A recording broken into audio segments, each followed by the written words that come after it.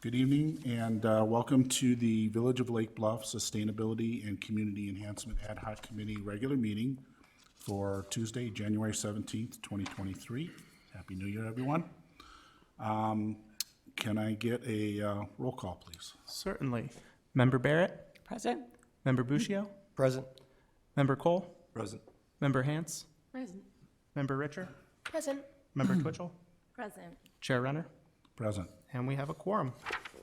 Okay. First up is a consideration of the October 18th, 2022 regular minutes. Is there any discussion or comments on the minutes?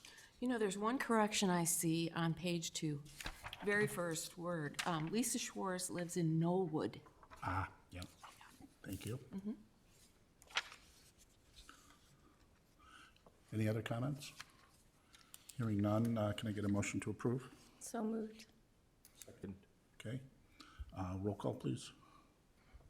This one can just be a voice Voice vote. vote, all in favor? Aye. Aye. Okay. Next up is non-agenda items. We will allocate 15 minutes for individuals who would like the opportunity to address the committee on items that are not on the agenda, and I know we have at least one person here. When you come up, please give your name and address and address the committee.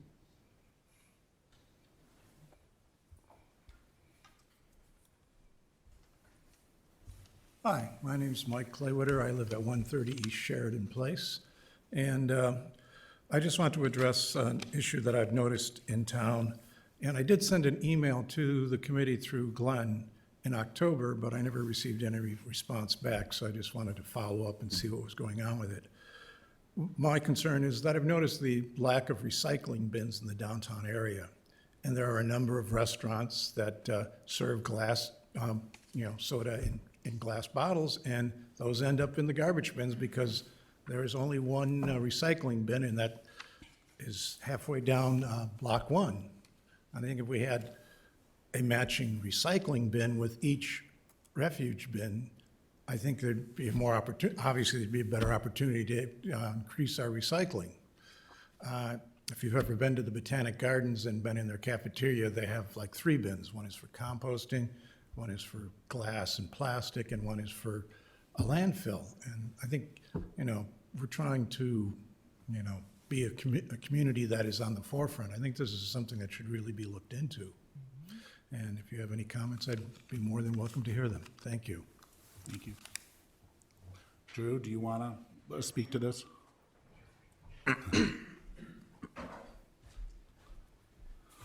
So I think I have the answer you're looking for. They're on order. So for wherever there's a garbage bin, there will be a recycling bin in the CBD. So there's a few more than you mentioned, but then I think there's another 2, but the result's going to be, it's going to be a 1-for-1. So I did good work. You did work. You nailed it. You nailed it. Yeah. Community involvement. Yes. Good. Thank you very much. Anyone else who want to address an item not on tonight's agenda? If not, why don't you take us into the general business? All right, I will also say we do have some people online watching. Yes, good point. If you would like to speak right now, you can raise your hand and we can get you connected. This is speaking for anything not on the agenda. We'll have opportunities to discuss agenda items during the meeting. I am seeing no raised hands, so Okay, we all can right. move on. All right, so yeah, this brings us into the next agenda item, which is the Regional Leaf Blower Working Group's final report. So the SEC in the past has recommended certain amendments to the plan and have 4 working items that they would like to address: public education, developing an outdoor lighting ordinance, developing a bicycle plan, which was discussed at the last meeting, and this time evaluating the village's leaf blowers regulations. As you are all aware, the Village of Lake Bluff was a member of the Regional Leaf Blower Working Group, which was formed in late 2021 to evaluate the need and impact of leaf blower regulations, specifically gas-powered leaf blowers. And they were tasked with studying the impacts of gas-powered leaf blowers and alternative technologies in different communities and how that has been mitigated. To ensure a balanced and thoughtful report, the working group was comprised of elected officials, appointed officials, members of the SEC, professional municipal staff, and representatives of the landscape industry. Included in the working group was SEC Chair Brian Renner, as well as Village Administrator Drew Irvin. A number of residents in July of 2022, which is also attached, submitted a petition to ban gas power leaf blowers to the village. This past Monday on January 9th at the village board meeting, the village board reviewed the final report and they discussed potential strategies moving forward. Ultimately, the village board decided to refer it to the SEC for the immediate study so as to best ensure the opportunity to further restrict gas-powered leaf blowers. And to that end, there are a few things to look into, the first of which is the process. So the village board would like this to move in a fairly quick matter to be able to get any such ordinance enacted in time, so that way it is effective for this year. So really tonight, the main thing to talk about would be the process and what does that process look like going forward to make these recommendations to the village board, as well as some substance issues as well. But some of the questions to look at for the process would be, what does the schedule for making recommendations to the village board in a timely manner look like? Should there be a special meeting for this topic to be discussed? Who should be invited to speak at any such meeting, whether it's a special meeting that you decide on or just at the next February meeting? And is there any other information that should be reviewed prior to that meeting? So in addition, some substance that can be looked at tonight. And you can kind of look over general of what would we like to see in an ordinance. So prior to your next meeting, staff can prepare a draft ordinance for you all to have the ability to edit it at the next meeting and have something physical to look at. What would an ordinance look like? So tonight you can kind of discuss what are some things village staff could put into that draft ordinance, more of a general topic. And then it can get more narrow and granular at a special meeting or the February 21st meeting. Okay. There was an extensive report that's available online and presented to the committee members that goes over a lot of the work. I want to thank all the different towns that spent many months looking over all of these issues. As you can see from the report, there were several different subcommittees. Drew sat on one, I sat on another, there was a third one. And all of these towns, from Deerfield to Wilmette, Highland Park, Lake Forest, Lake Bluff, there's a number of communities. There was a lot of really good discussion, a lot of constructive discussion and viewpoints brought out. So I want to just thank, and I'm probably not watching or anything, but all of the members who worked on this. There was a lot of work put into this. So that was great. A couple of things just to point out, and I'm sure people are aware of this, I thought would be helpful. This is focusing on, although they mention electric blowers, this is really at this point focusing on gas-powered leaf blowers. It is focusing on commercial providers of landscape services and not individual residents, at least as it stands now. This is not a mandated ordinance. It's like a model ordinance that the goal for these communities was to provide some uniformity in general between the various towns, but each town would adopt this specifically. But the goal was to make it easy for the landscapers who were in Lake Forest or Lake Bluff or, in an adjacent town to be able to simplify their work and make it easier for them to advance the sustainability initiative and be consistent. So that's how I would add from a general standpoint, just to look at. I would also mention that there was a lot of discussion on the various sustainable reasons for this. First and foremost is noise. That's the biggest complaint by far. But there was a lot of discussion about carbon and the pollution that these devices emit. There was also the discussion of actually the sustainable benefits of leaving leaves on the ground and how that affects wildlife and development of organisms and all that kind of thing. So there was a lot of good discussion back and forth, even though this says gas blowers and you think noise, that's what the average resident, there's a lot of other thoughtful discussion. I was on the technology committee, and there was a lot of discussion of where the technology is headed, not only in noise reduction and pollution reduction, but also with battery-powered leaf blowers and all of that you'll see well discussed in here.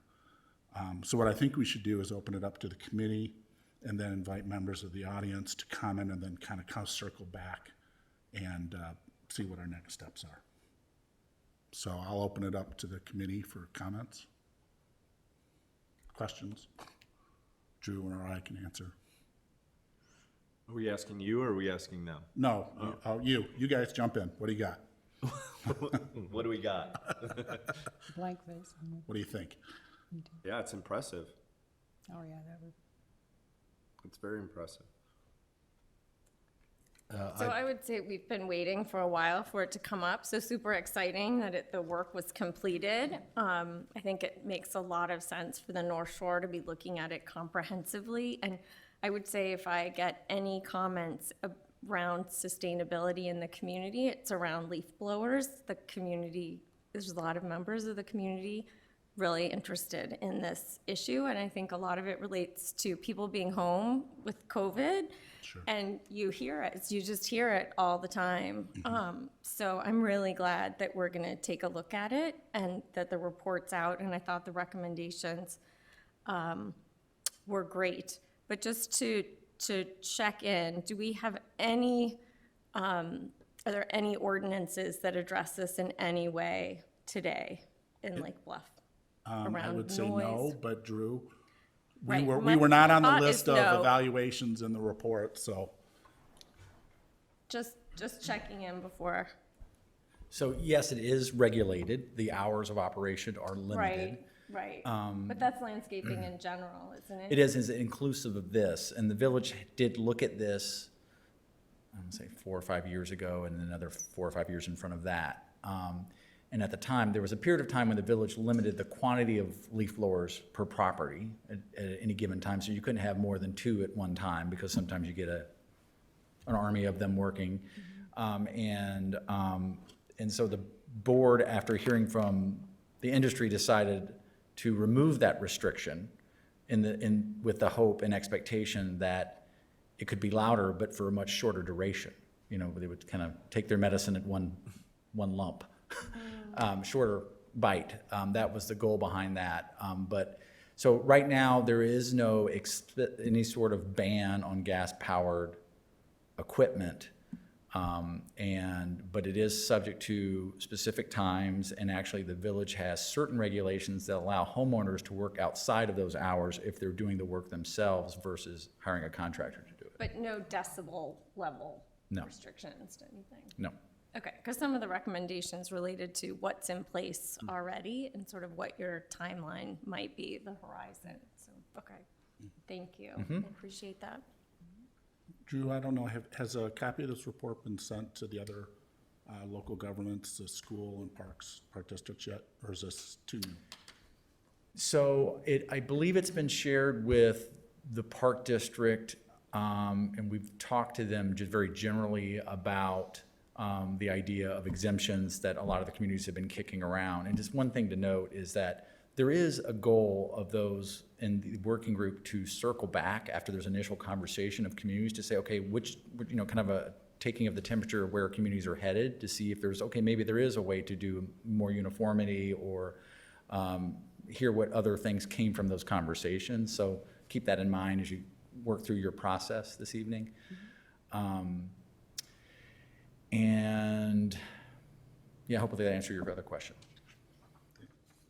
I also thought it was really telling to see that some communities, of course, it's California, but have had bans in place for almost 20 years.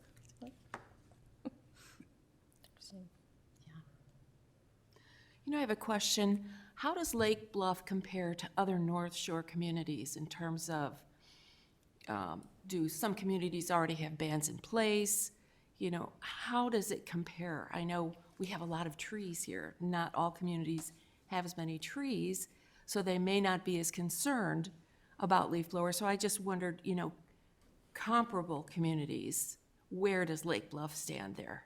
Yeah, well, there's a table in there that, Yeah, there's a lot of that in the report, the comparing of communities. Okay, so but I would generally say, the summary, though. yeah, high level, there are communities, one of the reasons the communities came together is even a built-out, well-established, community with a significant canopy cover and a ban still struggles with enforcement. And that was one of the things that people identified. It's like, yeah, you may have the rule, but it doesn't matter if you can't enforce it or your enforcement is ineffectual.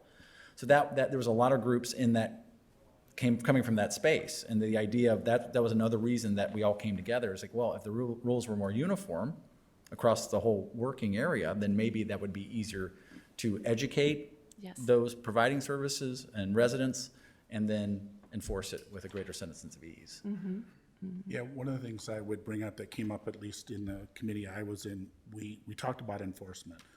This is kind of like a model ordinance that there could be some adjustments. One of the ideas, we were talking with other communities, of how eventually this would be enforced, if someone violates it, whatever. And there was a wide range of big stick approach and little stick approach. Some communities had the big stick approach. My personal feeling was, at least while it's new, it should be more of a education and warning phase. Yes. But those are things that we as a community, I think, definitely can think about how we want to handle that uniquely to Lake Bluff, rather than some other communities that may have already had something on the books and just want to get, because this is something new for us. They talked about, how does the adoption and how do the rules work in communities that really didn't have a ton of regulations versus some that may have already started for the last couple of years. Public education too will play a big Yeah, part in yeah. how we levy funds or whatever. I have 3 things that I'd like to bring up and ask. Is there any discussion about a weekend ban? Member Twitchell brings up a good point. Like, I get a lot of texts on the weekends during the summer of like, why is there a crew of people using lawn blowers? I'm trying to relax on Sunday. And I don't really see any mention of sort of weekends during the summer, and I think that seems to be the most concern. I get the 10-month ban recommendation because especially during those 10 months, most people are insides, right? They're not gonna complain about it because they're sitting inside from December till whenever. So I'm curious if there was any talk of a Sunday ban during the summer or anything like that. The other thing I'm curious about is the exemptions. Yeah, I think there were several recommendations for the timing of this. The one that seemed to have, and Drew, correct me if I'm wrong here, the biggest kind of agreement among all the communities was the May to September ban, basically giving you a spring cleanup and a fall. Oh, I thought it was the other recommendation. I'm sorry, I read the report. So in that case, the summer would be quiet as hell. Silent, yeah. Yes. Okay. Now, I want to say that again, that this affects commercial, of course, bans. If your neighbor was using an electric blower, it would not necessarily apply. Right. As outlined here in this policy.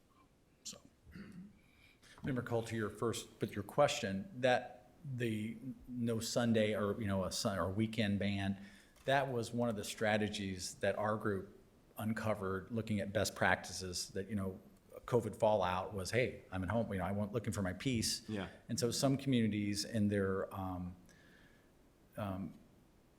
practice and the way they set up their restrictions, and I would say incremental increase in restrictions would actually say, okay, this year it's no Sundays. Mm-hmm. Next year it's no Saturday and Sundays. The following years it's no Fridays, and they just kind of walked it in that way. Mm-hmm. So that was a tactic used. I can't remember if that was in Florida or somewhere in New England, but that's been used. Okay. and there was a discussion, of course, in here that the committee needs to look at and listen to the community about the overall phase in time, right, from 1 to 5 years. You know, let me ask this too, maybe for our viewers at home who may not have read the report. What happens to all of the leaves that are put in the tarps and taken away? Where does, I mean, They're turned into compost mostly, yes, but where do they go here? Or, you know, like the actual for us? facility. Yeah, So the village has a collection where it is taken and turned into compost. We have an agreement with a third party who takes that and processes it in the village as a, through our agreement, the village, as an operator, gets access we use that compost on projects that we, at the end of every winter, when we're out repairing parkways from snowplow damage, we'll use the compost as our soil replacement, and that's the best practice to do. We also, through our contract with this third party, get access to our residents. There's piles at the village's public works facility where people can come and get access and use it as well. And we get it at a very reduced rate. For the contractors that provide services in Lake Bluff to residents and commercial properties, I think there's a variety of places they can take it. A lot of them take it to, there's one major firm in Lake County that's Right. yeah, that they take those materials there and they process them. Okay, good. I've got a comment and maybe then a question. You know, it's interesting where we've come to with this. I mean, it's like we forgot the days when we didn't have gas leaf blowers or leaf blowers. People actually raked the leaves, you know? I mean, it was good exercise, and it's like, what happened to that process that we had to abandon it, and now we have to think of ordinances and enforcement for this. Just an interesting anecdotal story myself is when we first moved in here just over almost 2 years ago, I had a landscaping firm doing our yard the first year because we were kind of overwhelmed. And, you know, they were using the leaf blowers, the gas blowers, and making a lot of noise and stuff like that, and then taking them away. And then in the spring, they were then selling me leaf mulch to put back in my beds. And I thought there's something wrong with this equation. So I decided to tackle it myself and, purchase myself a recycling battery-powered mower, which works great, and mulched them all on the yard myself. And the ones that, you know, accumulated, I raked up in piles and am composting those to put back in the beds, and left most of them in the beds, which is good for the environment and the nature part of that. But understand everybody has to kind of take their own path towards where they want to go. What I'm interested in from the committee work there, Bruce, is what's been the reaction, and I see that there's been Landscapers Association and a couple other local landscaping firms that were on the committee. What's been their reaction to this? Because that could kind of gate our speed and process in terms of where we go with further enhancements or further pushing this. Yeah, I think if you read through the report, generally they were supportive, and they were present in my committee meetings.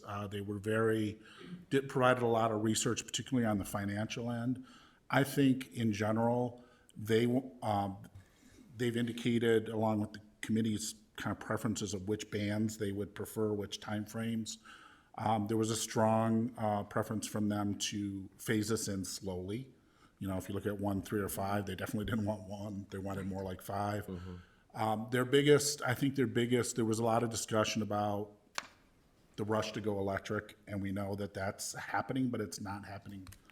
The technology is not evolving as fast as we would like. Sure. And so they felt that was something we could circle back in another 5 years in the next version of this, you know, hopefully go through that. But they were overall supportive as long as they could have a common set of rules from community to community, because they don't want too much variance. Sure, I understand that. Did they look at any financial impact in terms of how their businesses would be affected with the loss of, I don't know, this capability to get out and clean through sites quickly and and how that might trickle down within our community specifically?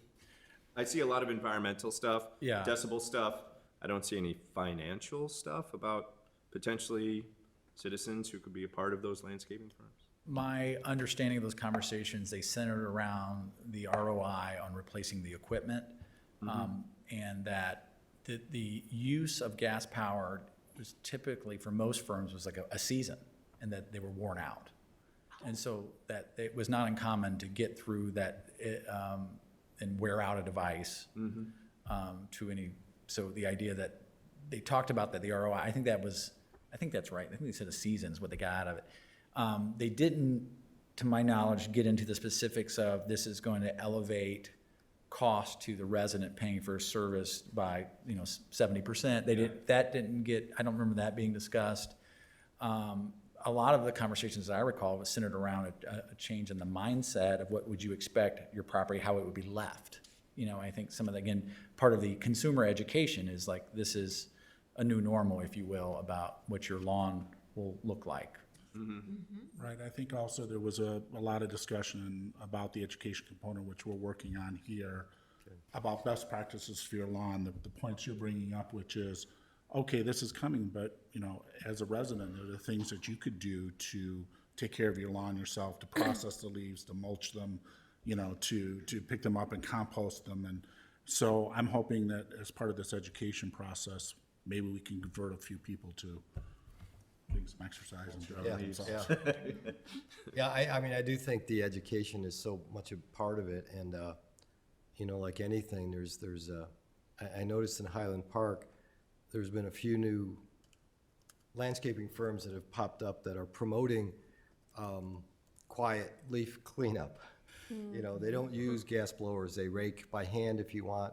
Now, I don't know if they charge a premium for that, but perhaps people, who are concerned about that would be willing to pay a premium for their service. But, like everything, it's education from the buyers of the service that'll eventually drive the acceptance of this to, through us and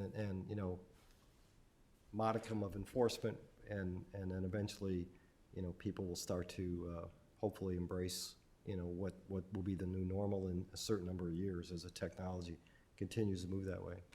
Yeah, the technology is moving more. There was, I was on that committee, and they listed the maximum CFM battery blowers that were available to residents, and they've already gone up 30% since the report was written in terms of the amount of power So it's coming.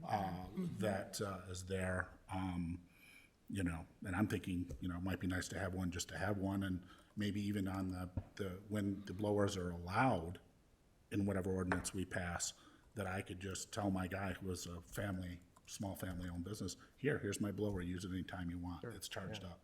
Yeah. Than my electric one. So he doesn't have to invest in it, I invested in it. Brian, that brings up a good point, and this is just by accident. When I retired, I bought an electric mower, which I encourage my neighbors to borrow as well. So I have 3 neighbors that borrow my electric mower in the vicinity and my electric leaf blower. And it's a win-win because I'm not listening to them with and the mowers are unbelievably quiet. Oh, yeah, they're great. Yeah, the electric leaf blowers still have a decibel level, but it was a real community spirit to kind of do that, and it was a great way to make friends as well. So there's probably going to be a number of ways that we can start to transform the community, and everybody will have their own way of going about it. But I don't think anybody will be here arguing for the long-term continuation of gas blowers. I think we've hit our limit for so many reasons. But Sure. yeah, but it's the execution of it that's tough to figure out the details of what the impact will be. Okay. Do we want to open up for questions from the public and then circle back? That'd be great. If anyone has, we'll start with in-person first. Please come to the podium, state your name and address.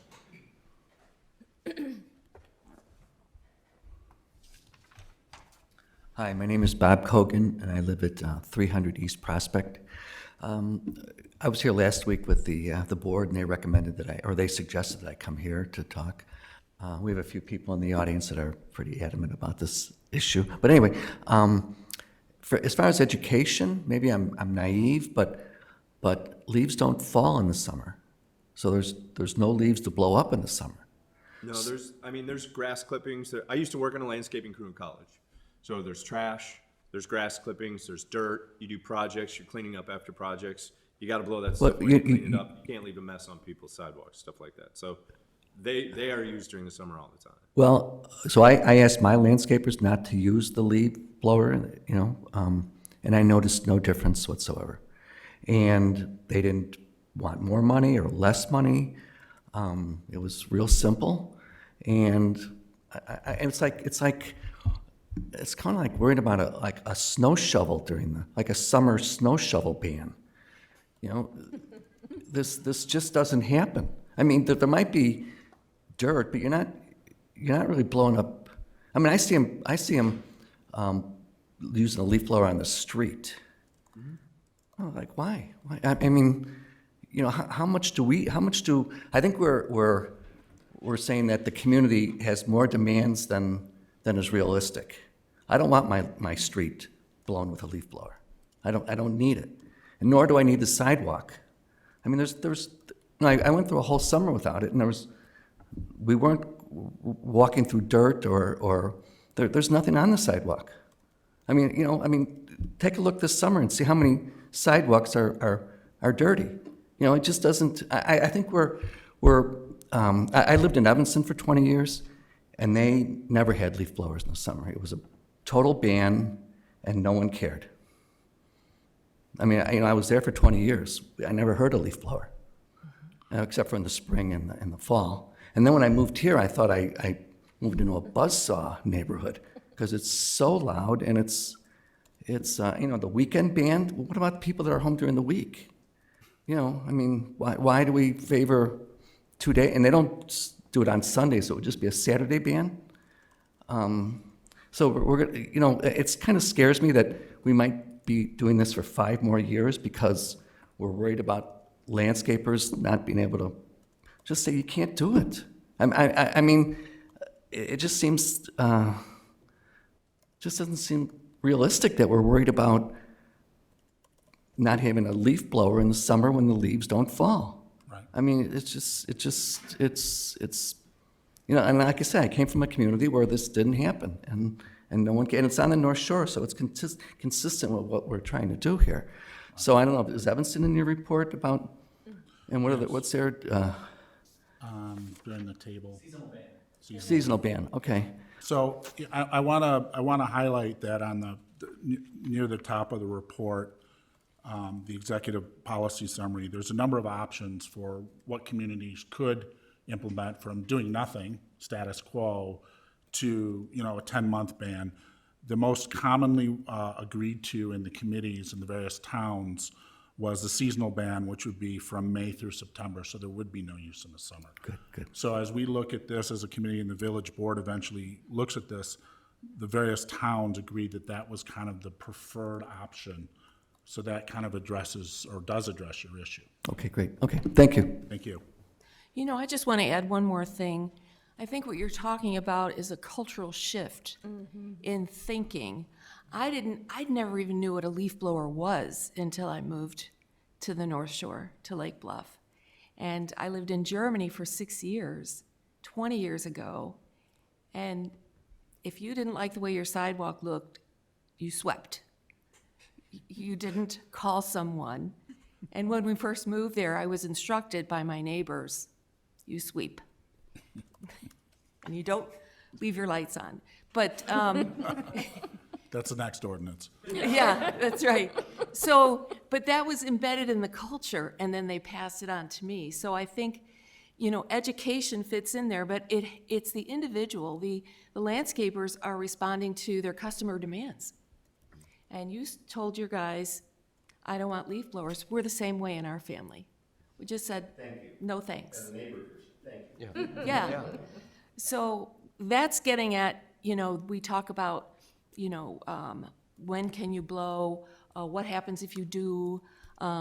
Let's say they blow for a short amount of time and the police come down because you called and they stop blowing, and then the police go away and they start blowing up again, which has happened, you know, to me. So I think that for us to consider, and for everyone to consider, how do we get people to just change their minds? Because the landscapers will respond to whatever the demand is. Right.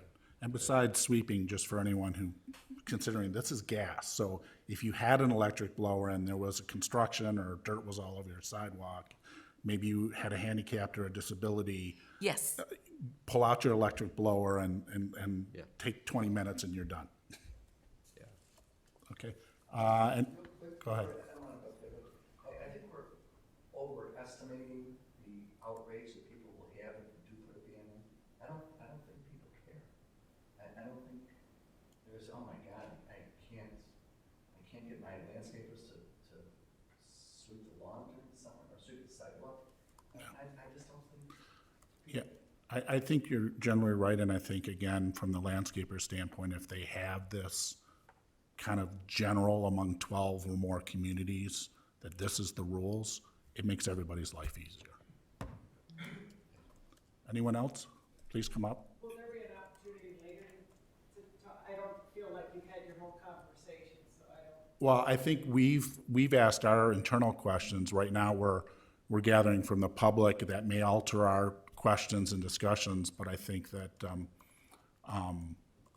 where we would go to is just the next steps that were outlined after this meeting. We're not, I don't think, correct me if I'm wrong, we're voting to recommend to the village board tonight. There will be additional discussion after this. Right, on the to come up with a process and then the recommendation, Right. yeah. Yeah.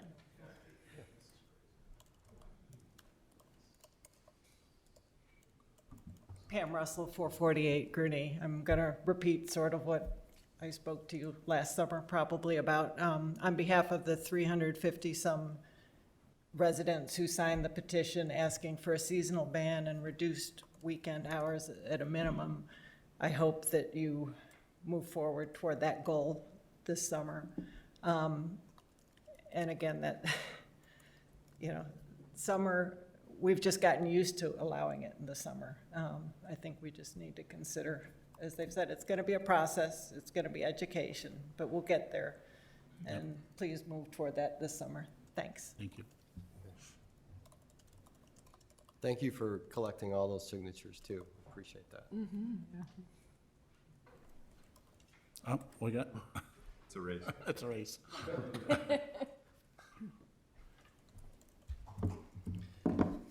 Hello, I'm Craig Sampson. I live at 325 East Center, a neighbor from you. So you're one of my neighbors. I appreciate it. I'm being quiet.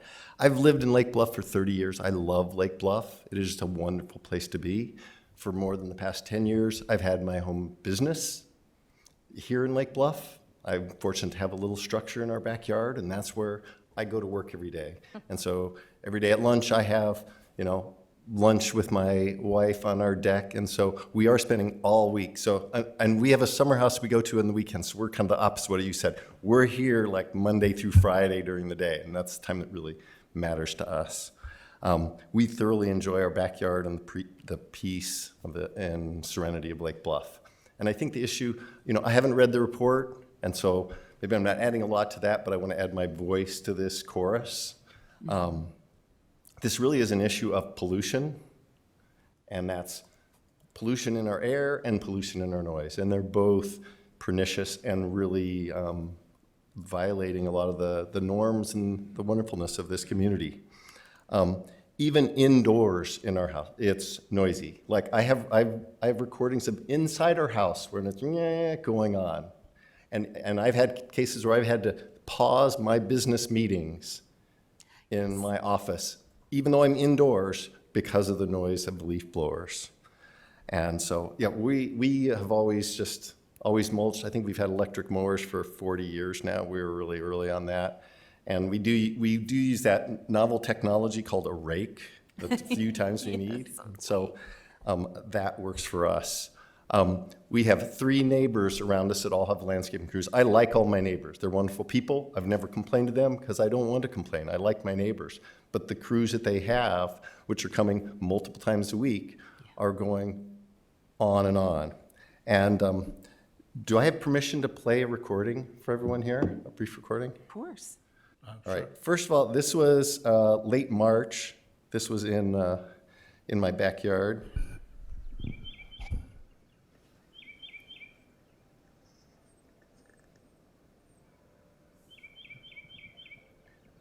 This was a couple weeks later in the same backyard.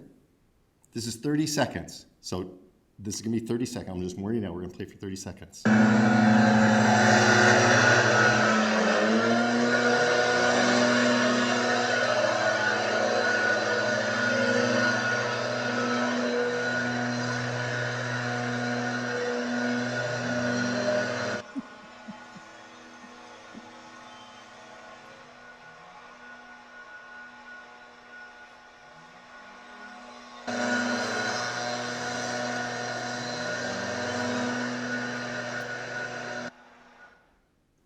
was painfully long, wasn't it? Yeah.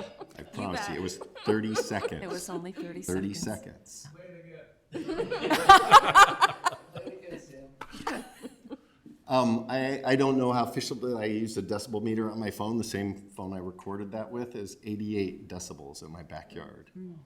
And part of the noise, I could get into the nerdy part of this. Part of it is the changing frequencies and the rah. It's much more distracting. I mean, and I think one of the benefits besides just being quieter is electric at least can be steady, and that's a little bit more white noise. And so our minds and even our Zoom algorithms can drown that out a little bit. But that's not how I want to live my life in Lake Bluff. And that would happen for half an hour at a time, Yes. several times a week when we're at home. And so I hope that just lends urgency and importance to the issue. Yeah.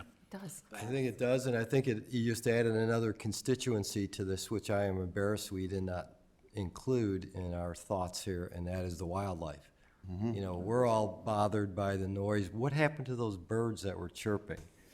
That when they were bombarded with that, what happens to their environment? You know, so I think we have to include our atmosphere of considerations wider than ourselves when we're living in this world and in our backyards. Well, and as there's we have well done. documented mental health, and just health problems from exposure to noise like that. Absolutely. Yeah. One of the things that was interesting on the technology group, just to get nerdy, was they were talking about the advancement of sound reducing gas-powered blowers. And because this originally all started with the noise, and to me, it was like, I don't care if you cut the noise in half, there's still a carbon issue. There's still an Yes. emissions issue. So even if, because the landscapers say, oh, the stuff's coming out now, you know, in the next few years, sound deadening and active noise cancellation in the blowers, and I'm like, still. Yeah. We want to move to either carbon neutral or just limiting the seasonal use of these of any kind. So definitely important. And there was another discussion too of the fact that when you're in your home, inside your home, saying doing a Zoom meeting, the electric ones have a higher frequency. It's the low frequencies that get through your walls and into your living room or your office, your home office, versus the higher frequencies which are shut off by doors and windows. Well, I'm a supporter of whatever level of ban, but we got by for hundreds of years with no leaf blowers. And so it Yes. really is not crazy to say, we just don't need them. Right. And if it takes a few more minutes to rake, or you don't get that perfectly spotless, I could, lick the sidewalk cleanliness, that's okay. Thank you for listening. Thank you. Thank you.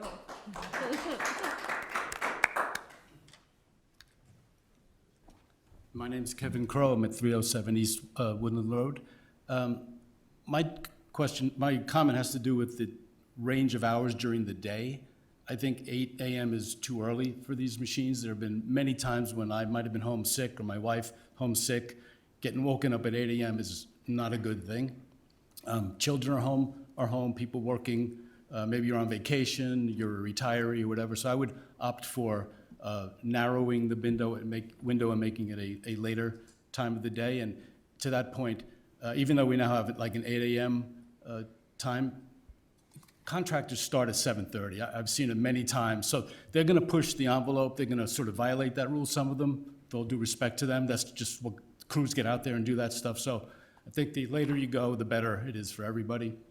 And secondly, is there a decibel level associated with this proposal?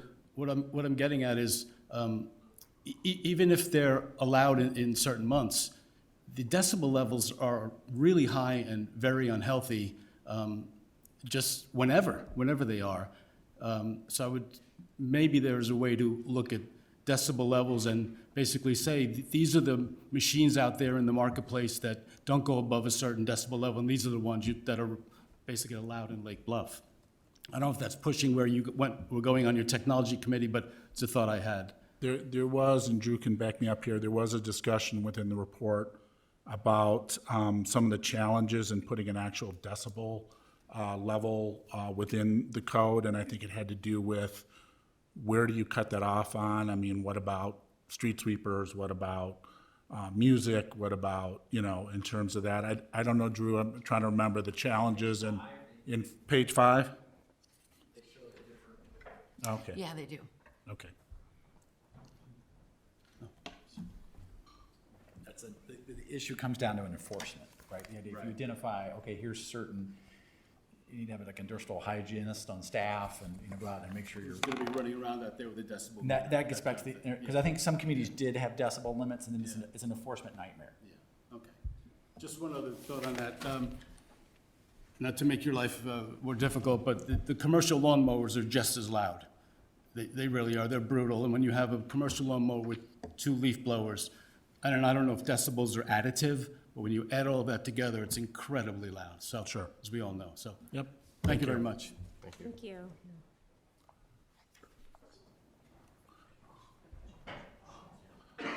Sorry, we got to get you logged into the official record. Yeah, Lisa Acknoff, 629 Mountain Road. There was no limit on the number of leaf blowers that could be used at one time currently. And so you're compounding this.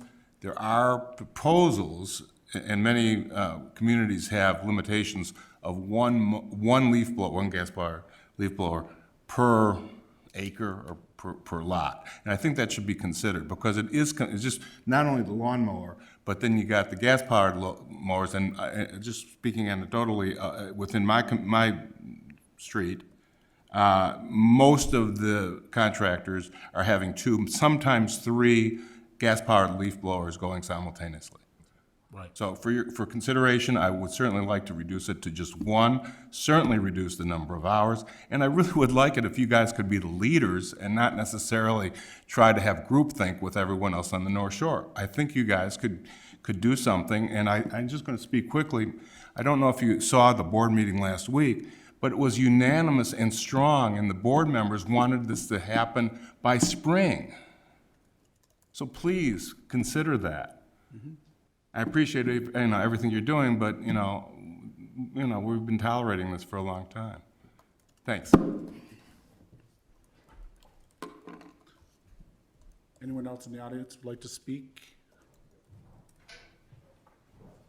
And if anyone's online, we'll go to that next. Thank you. Yes, my name is Hal Himmelstein. I live at 609 East Center Avenue. Just going along with many of the comments here, we came up from Evanston as well, came to this wonderful bucolic setting that reminded us so much of a village that we had a second home in New England. It was peaceful. You could hear the birds chirping. You could watch the bears run across the backyard and a moose in the distance. We don't have bears and moose, but we have wildlife that loves the forest that Lake Bluff is. And we have been assaulted by these leaf blowers, and it is absolutely overwhelming, as everyone here has pointed out. Coming from Evanston, I'm proud that Evanston has taken the lead in this, and I'm sure you all are aware of that, but I'd just like to, for public consumption, review what they've done. Taking effect on April the 1st, 2023, the Sustainable Landscape Practices Leaf Blower Ordinance, which will prohibit all gas-powered leaf blowers in Evanston 24/7, 12 months a year. Portable generators to charge batteries will be prohibited as well. They will not be permitted because they are gas-powered and they're making all kinds of noise, not quite as bad as leaf blowers, but a similar issue. Owners will be able to use their electronic leaf blowers with no seasonal restrictions. The time of operation is 9 to 5 on Monday, 9 to 4 on Saturday, and 12 to 4 on Sunday. Exempt from the ordinance are city baseball fields, artificial turf fields, that's probably Northwestern practice stadium, and the in-play areas of golf courses similar to the golf course that we have here. Those will be able to be, they'll be able to use gas-powered leaf blowers. And construction projects involving paving, repair, and patching of public streets. They have a very clear fine structure for violations of the ordinance. The first offense is a written warning. Second offense is $100. Third offense is $150. Fourth offense is $200. Fifth offense and any subsequent offenses are $250. I would really, going along with what everyone has said here, I would ask you to please consider taking the high road. Evanston is providing a model, and that model can be easily followed. It took them a couple of years to implement this and to get the landscapers on board. They have gotten on board and are willing to service Evanston. And the last thing I would say, I love the bamboo rake analogy. Yes, we rake leaves since we were children, and we've done it all of our lives, and I think the landscapers can also pull out their rakes. And I will say, for one thing, that when we called, the landscapers started up at 7:30 in the morning in a neighbor's yard. We called the police and asked them to please come and, shut the blowers down. So police came, they shut the blowers down. Some guy pulled a rake out of a truck, went like that, and as soon as the police left, they started up again. And I think we can do much better as a community and really set the standard for the North Shore communities of going forward. And I would really ask the committee to consider that. Thank you very much. Thank you. Thank you. Come on up, so the camera can catch you. I was for the last 10 years of my working life, I was a PE teacher for middle school kids. And what you learn with middle school kids is everything is absolute. There is no, well, you can do it maybe on Mondays, you can bring chocolate milk into class, but not on Tuesdays, Wednesdays, or Thursdays, And there would be chocolate milk every day. So we learned that everything is, so my analogy is, if we give the landscapers, you can have one electric or one gas blower, there'll be three. It's just human nature. They have to get the job done. We have a gas blower. What's the difference? If we have two for 20 minutes, it won't make that big of a deal. So the leeway, giving the landscapers leeway. This is their business. They have to make money. They try to make as much money as they can, as quick as they can. So they might use the extra gas blowers. So if we say no gas blowers instead of one, I think I'd sleep a little easier. But anyway, thank you. Thank you. I have a question for us. We read about warnings and citations, so we read about the stick. Is there any talk about incentivizing or use the carrot instead of the stick? For residents or for landscape companies that, I'm not sure, but I wonder. There's a whole incentive section, Yeah, there was a discussion on could cities get involved in recycling of previous gas-powered machines, even lawnmowers. Yep. There was talk about, how, and this got some of the landscapers, could we help the little guys but not the big guys? And that didn't go for too well in terms of providing incentives. Like, would we license or permit landscapers? And if you're, a small business, then your permit is, $10. If you're Mariani, it's 100, and they also did not like that. So yes, there's a lot of discussion on incentives, and I think that those are definitely can be community centric rather than as part of in other words, it's something that we could add to our own ordinances. I also feel like if you look at what we did with the chicken ordinances, we changed those quite a bit over several years. We started out, first it was a pilot, this is not gonna be a pilot program, but we started out, then we did this, then we changed that, and we learned. And my hope is that this is gonna be a big jump forward for Lake Bluff with these recommendations, you know, and I think it's not gonna stop there. You know, we're not gonna wait another 20 years to do this. This is gonna be 3 to 5 years where we go through and what worked, what didn't work, and kind of go back. Lake Bluff updates its ordinances all the time, and we just need everyone's input to keep making them better. So, And I'd just like to say this report is very thorough. The amount of effort and information that's been put into this report is very impressive. The amount of organizations that have come together to work together to put all of these sort of ideas and beliefs in front of us, I think, is to be commended. I have no problem moving forward with any of the recommendations in here, personally. And I think that's why it's taken us so long, because we've been waiting for this report to come. Yeah, I think it's a no-brainer for us. do we have anyone online? Does anyone raise hands who wants to talk? Yeah, so just as a reminder to anyone online, if you would like to comment at this time, you can use the raise hand feature down at the bottom, and we can get you set up.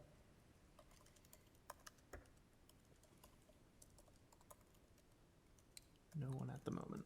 Okay, great. Perhaps we'll just go through one more time. There is the board has an interest in wrapping this up very quickly, as was mentioned. We know that. We have monthly meetings. The question is I think before us at the beginning was, do we want to hold a special meeting? I think we can fit this in at the regular February meeting just to wrap up this along with another topic. We received a lot of good public input. I want to think about a few things, but do we feel that we'll just go to February and then pass it to the board? Is that acceptable? Yes. If that timing works for the board. Is that okay, Drew? Or were they looking for something quicker than that? Well, I guess I think if you're going to do that, then to be deliberate this evening about putting the meat on the bones of saying, hey, what we're actually saying is the staff can provide an ordinance for the February meeting that you can turn around and hand off to them right after the meeting and say, here's our recommended program. And maybe it's phase 1, seasonal ban this year. And then we spend, I don't know, say you spend the next 6 months figuring out, you know, is it going to be 2 years, 5 years, you know, getting to a 10-month ban, if that's what your intentions are. Right. And then kind of work through those details to include incentives or other, I think that would be good if you can, the more direction you give tonight, the better we can get this through. Make February a quick turnaround. Okay. I'll give my opinion and then just in terms of the direction and then we can go around. We actually do have some people who raised their hands. Oh, I'm sorry. Okay. Let's do that first.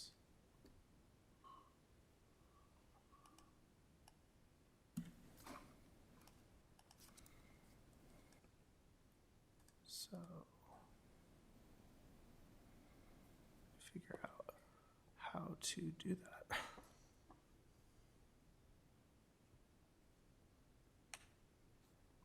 Do you need any assistance from Drew on this? Yeah, do you know? Two.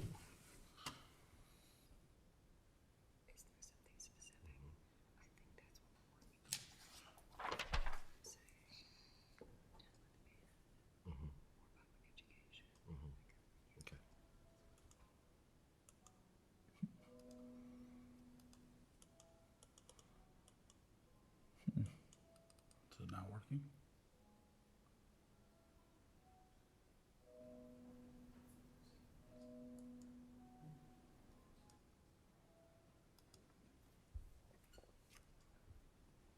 Usually what happens, you can just right-click on that.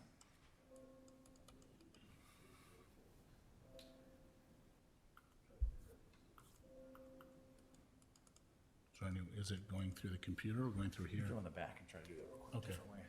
All right, sorry, one moment. I want to make sure we have everyone's chance to talk.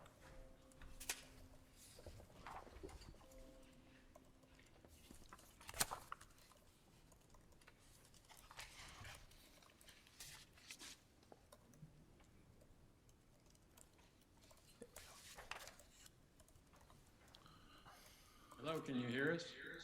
Yes. Okay, great, thank you.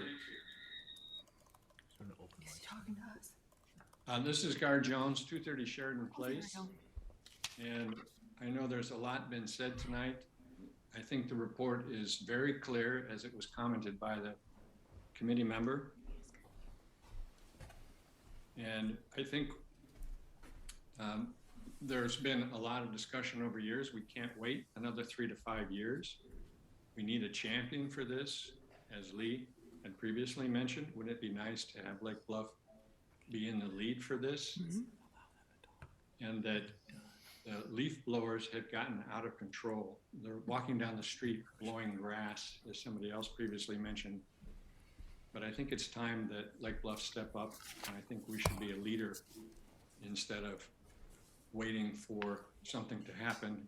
And my last comment would be, we need to not let the landscapers drive this as they did in the previous discussion a year and a half or 2 years ago, as Mariana did.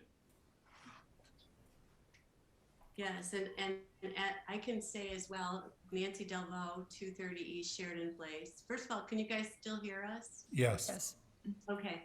And I came from Wilmette, which was very much like Evanston, and has had this ordinance for pretty much almost 20 years at this point.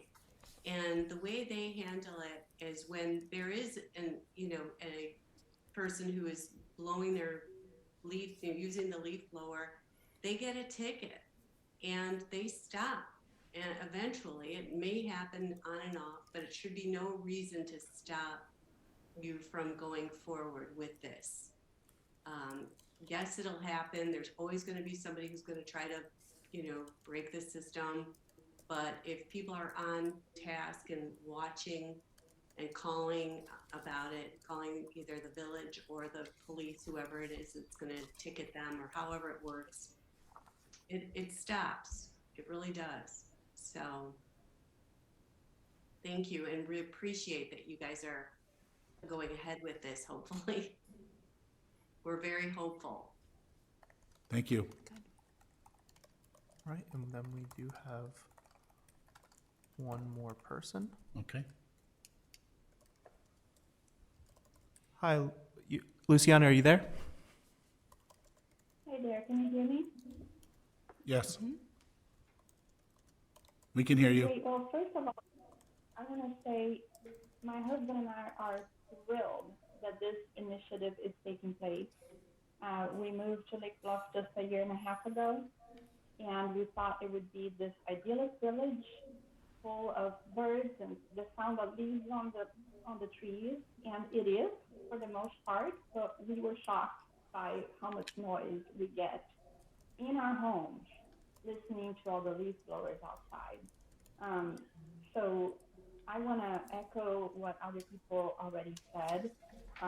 We both are fortunate to work from home, but we've also had to interrupt meetings because there are so many leaf blowers around in our neighborhood. And we don't use them. We rake our own leaves. It's easy. It just takes a few minutes. But all the neighbors use them. And each day of the week is a different neighbor with 3 or 4 people with leaf blowers from different providers. So I just want to echo that. And in the weekends, then you get either your neighbor who's doing their own, or sometimes there are even some of the vendors who come around. This is, as many people said, not just a matter of the noise pollution, but it's all the emissions from the gas operations. And a lot of times they're just hearing dust, literally hearing dust. And that blows around all kinds of allergens and things that we don't need. We don't need to have those things going around. Our house gets dustier, and it's harder to breathe, even inside, when these things are happening outside of our home. So I really urge you to move fast on this. It concerns us that the action items are, the group is considering, we're going to start with the Sundays, then maybe Saturdays, Sundays, maybe, this is gonna take too long. We're working from home now. We're having these issues now. And, you know, like many people said, Evanston did it and it worked. And we have the power to do this. We have the power to control how much demand there is for people hiring the landscapers using these blowers or not. And so I think that the group needs to really consider an aggressive plan. Maybe it's not 100% stop this now tomorrow, but please be more aggressive than, you know, the very little baby steps that are being mentioned here. The other thing that I want to mention is the seasonal ban. To me, it seems like the leaf blowers will be back right when the fall leaves are coming down. And sometimes those are the noisiest days of our week. So, you know, if they're going to be banned, let's be smart and do an overall plan. It'll be great to not have them in the summer, but then they'll come back full force September, October, November, disrupting again, you know, our ability to be in peace, our ability to work from home, study from home, read a book outside. So I really ask you to consider all these things as you're making your decisions. Thank you so much. Thank you. And we do actually have one more person just raise their hand. Okay.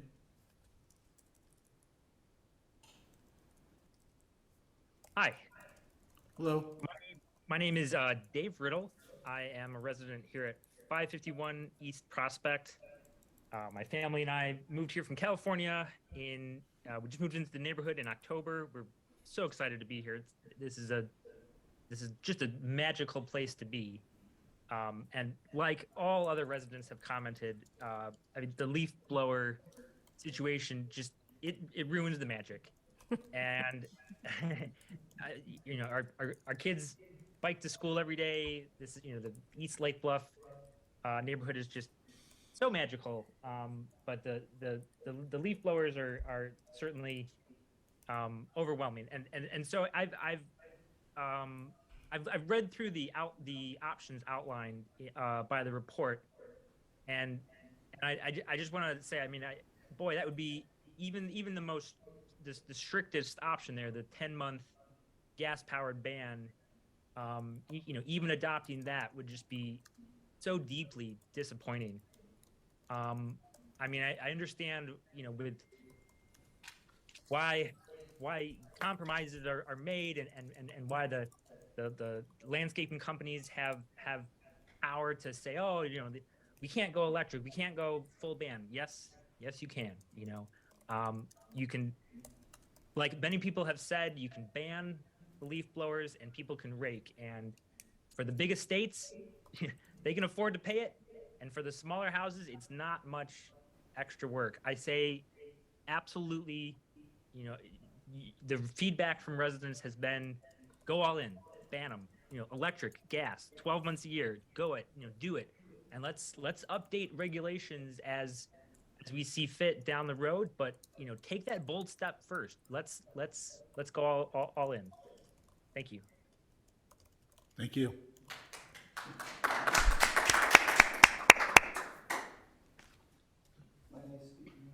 Sure. Thank you. Real quick. I think what I'm hearing from a lot of people is we see where this is going, rip the Band-Aid off. But mostly wanted to say I was inspired by what Board Member Barrett said about a company promoting that they did landscaping without leaf blowers. That tells me that or was that you that mentioned that? Okay, sorry. We Appropriate almost credit. look alike. Yeah. And that tells me that there is a draw for this. And to answer your question, like, is there a carrot here? If we incentivize and promote companies who are doing this, and that's a thing, like, oh, this is, you know, quiet level or Serenity 1 or 2 or whatever. Maybe you get level 1 by getting rid of gas. You get to level 2 if you just eliminate blowers altogether. And Lake Bluff does have a voice here. You know, village newsletter can say you could self-certify. They self-certify that they're going to abide by those things, and you say, "Hey, we're going to. These are the landscape companies there who are living aware of this. There are many people here who don't even know this exists. They're putting up with the noise, and just seeing that that's an option could really move the market." So, there's some thoughts. Thank you. Good point. Yes. Okay. I'll give my opinion and we'll listen to the rest of the committee. I think one of the things, you know, we've heard Evanston, we've heard California. We know that they're further ahead of us. They've been further ahead for a long time. Their regulations have advanced, whether it's solar power or anything over time. One of the things that the committees discussed was, you know, this, the idea of Lake Bluff and a lot of these communities don't really have anything of any substance at this point, and there was a consideration of moving in phases or moving in stages. I think when I went through all the meetings and I look at these summaries of where to go, I don't see this as we do something, which we're gonna do, the village is going to do something about leaf blowers, and we're done. I see it as we do it, and then we improve it, and then we improve it. This is what Evanston, this is what California has done. They keep improving their sustainability standards. My personal feeling is that I feel the seasonal ban from May through 15th through September 30th, which was the preference of a lot of the North Shore communities, is a good first step. It's a strong step from what we have, which is essentially nothing at this point. It keeps us, when most people are outside, in a quiet zone and an emissions-free zone. I think the phasing, I don't agree with the recommendation from the landscaping companies that there be a 5-year phase-in. That's too long. Too long. I think that somewhere between 1 and 3, with a good education and a initial mild stick citation warning to get our, because we talk about you know, Mariani or someone large, they're gonna get it right away, right? There are a lot of small businesses in town that maybe do 5 houses and go to the next town. And I think educating, allowing the residents to hand them a pamphlet this year and say, this is starting this year, you're not gonna get arrested and get a ticket, but you better start doing it, I think is an approach that we could take as a town, and that's my view. So start at the end here. I really appreciate your comments on that, and I agree. I'm horrified by the thought of it going beyond 3 years. You and I, we feel like that's too much. I would, as much as we can compress that. And again, you know, I think having a compassion for our service providers, a year's time of what you're proposing, Brian's great. And the other thing that I think will really help get the community together, because we've heard it so many times, is emphasizing that what we're building here is a new, you don't want to call it a sanctuary, but definitely a welcoming place for our wildlife and our birds and our human beings when it's relatively easily accomplished. And I think when it becomes a point of pride among neighborhoods that you rake your lawn, or at the minimum if you have retired people and they need to use an electric leaf blower, it's happening, and the idea of this pristine, not a leaf in your yard aesthetic will start to calm down a little bit, because we'll be so appreciative of everything that's brought people to Lake Bluff and had a quality of life here. So that's my opinion.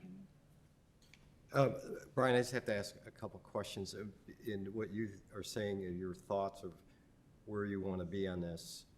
Is the 1-year ban that you talk about, would that be the implementation? The regulation would go into effect, so we're not waiting. Yes. You know, like, it's gonna be implemented, but there's an ability to, okay, yeah, we're doing it this year, but we're being easy on you, we're educating you, and if it's a year or 2 years, at that point, we're not gonna be so nice anymore, if I could put it bluntly. But we're then depending on the landscapers to voluntarily jump into this right away. I mean, because we are potentially saying then nothing could change for a year. I don't say nothing could change. Certainly, the other communities that we're aware of, and Drew can jump in here, are rushing to implement the same general ordinance. Right. So all the big players are gonna know that this is happening this year, or maybe some community decides next year. But the point is that they know that this is coming, so there's a uniformity, they're not surprised. Who's gonna be surprised are the mom and pop people coming down from Waukegan or, over from Libertyville and just have their pickup truck and this is what they do for a living. Right. And I'm very sensitive to those people who this is their livelihood. I'm not so sensitive about big business, but, making sure that those people understand, hey, this is a new rule, but maybe we're letting you off the hook for a little bit. So this is the year of public education, Right. so to speak. The ordinance is there. I mean, it's in place, but we're not rushing out to. We're not handing out $500 fines to Right. first violators, but next year. But I guess my question would be, we've heard an awful lot from the community here about, going faster, going bolder. I have not heard anybody speak to this committee from the landscaping committee. I know they went to the group, the regional group.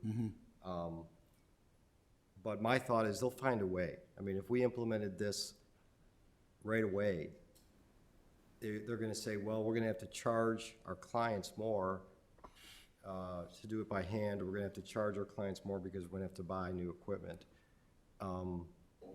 That's on the residents then, and it's Yeah. not on that. So they're gonna pass the cost along. They're not gonna go out of business. Right. And so I really would hesitate to say, why would we have to wait so long before we would say this is in effect? Giving them a year, I just don't think it's necessary for them. I understand the economic model, but I think their economic model will adjust. I don't think there'd be any problems with the economic models.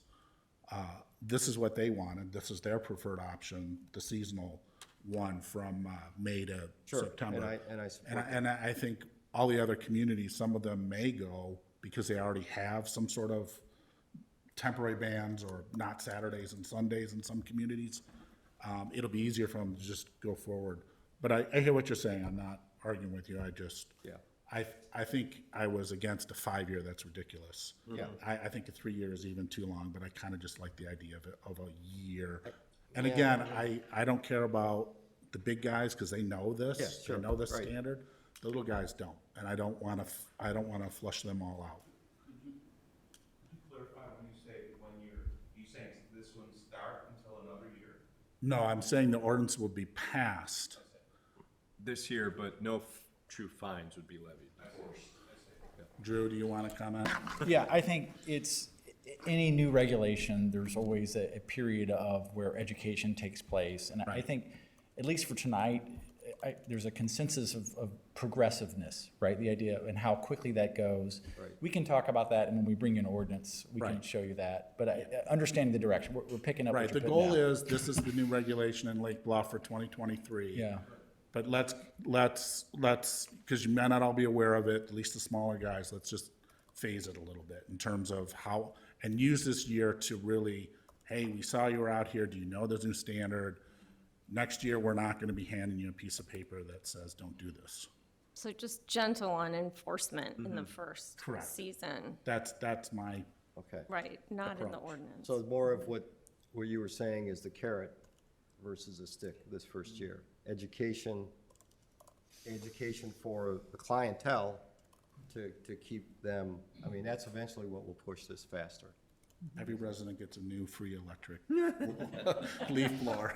Or a rake. You have share Share program. We've got one person willing to share. Yeah. There we go. If you guys have rakes, you can Let me come give over you to my my place. address, come get it. I also would wonder if, on the timing of the time of day, because, fall is a beautiful time to sit out on the patios, the leaves are turning, and on a, I know we have a lot of people working from home, but at least on that Friday afternoon, when my wife and I want to sit out and have a glass of wine and start to enjoy the weekend with no work, I think right now we go till, 6 o'clock or something? 7. 7, I think that's just too late to say, you can go that late. I would really see if we could, stop at 5 o'clock, let people enjoy the afternoon, let the kids be outside playing, and you can hear the natural noise of the birds and the kids laughing, and the most beautiful time in Lake Bluff, which I think is the fall. Yeah. So I don't know if there's a possibility for us to, Yeah, I'd be open to the time in addition to the date, okay, all right, so maybe we can talk about that in the next meeting. okay, thank you.